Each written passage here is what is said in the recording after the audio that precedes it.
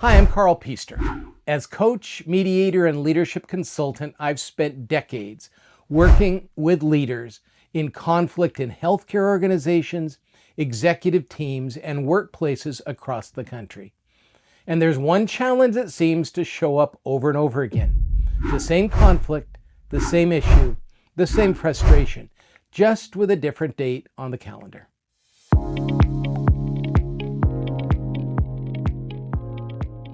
Welcome back to our series on conflict resolution. Today's question is, what do I do when the same conflict keeps coming back? You have the conversation, you think you've made progress. Things seem to better for a while, and then maybe a few weeks later, or maybe a few months later, the exact same issue shows up again. At some point, you begin to wonder if anything is actually changing. When I see a conflict that keeps repeating itself, I become less interested in the event and more interested in the pattern, because recurring conflict is often a signal. It tells us that something deeper has not been addressed. Many people focused on the latest disagreement. I prefer to ask, why does this keep happening? That's a very different question.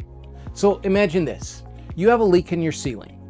You can put a bucket underneath it every time it rains. You can clean up the water, you can redo the drywall, you can repaint the ceiling. But until you find the source of the leak, you're simply managing symptoms. Conflict works the same way. When the same issue keeps returning, there is often something underneath it. Perhaps expectations aren't clear. Perhaps accountability is inconsistent. Perhaps trust has been damaged. Perhaps there is a difference in values, priorities, or communication styles that no one has addressed directly. The visible conflict is often just a symptom. The real issue is somewhere else. This is where leaders, you, need to become investigators. Instead of asking, what happened this time? Ask instead, what is the pattern? What are the common elements? What tends to happen before the conflict begins? Who is involved? What assumptions are being made? What conversations are being avoided? Patterns are powerful teachers if we're willing to pay attention to them. I also encourage leaders to examine their own role. That can be uncomfortable, but it's important. If the same conflict has occurred 5 times, 6 times, 10 times, it may be worth asking, what am I doing that allows this pattern to continue? Am I avoiding accountability, responsibility? Am I sending mixed messages? Am I doing what many people do and just hope the issue will kind of go away? Those questions aren't about blame, they're about influence. Because the moment you understand your role in the pattern, you gain the ability to change it. Once again, because the moment you understand your role in the pattern, you gain the ability to change it. There's another possibility worth considering.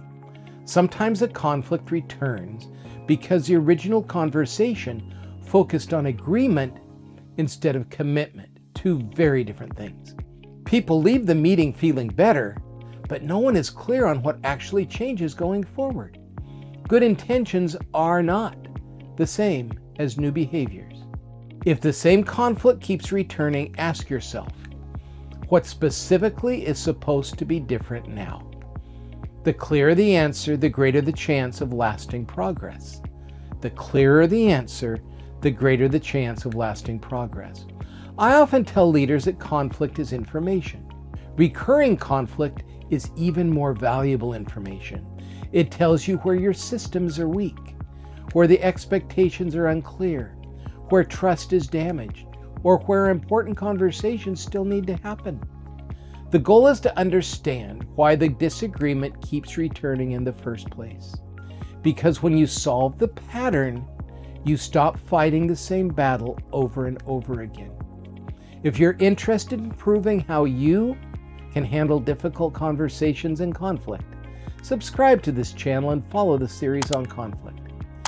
We appreciate you making us part of your executive learning. What you've gone over today is crucial.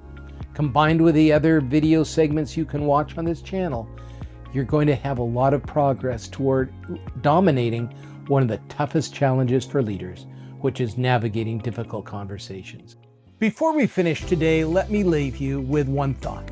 Leadership often shows up most clearly during difficult conversations. If that's something you face in your role, we've created a free guide called Influence Under Pressure, the Leader's Guide to Difficult Conversations. It walks through a practical approach to handling those high-stakes moments well.